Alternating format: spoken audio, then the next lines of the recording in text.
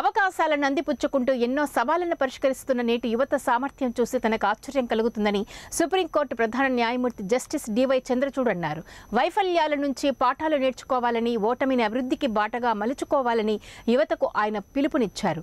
జీవితం అంటే మార్థాన్, సుదీర్ఘ 42 కిలోమీటర్ల పరుగు పందెం వంటిదే తప్ప 100 మీటర్ల స్ప్రింట్, స్వల్ప దూరం పరుగు పందెం కాదని ఆయన పేర్కొన్నారు.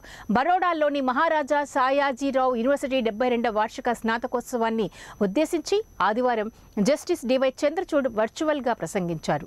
ఈ ఏడాది యూనివర్సిటీ ప్రదానం చేసిన మొత్తం 346 బంగారు పతకాల్లో అత్యధికంగా 336 పతకాలు మహిళలు అందుకోవడాన్ని మన దేశం మారుతుంది అని అనడానికి నిజమైన గుర్తుగా ఆయన అభివర్ణించారు.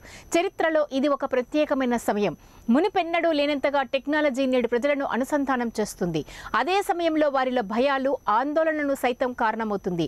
ఎప్పటికప్పుడు కొత్త కొత్త వృత్తులు పుట్టుకొస్తున్నాయి. ఇవి సంప్రదాయ వృత్తులతో సంబంధం లేనివి.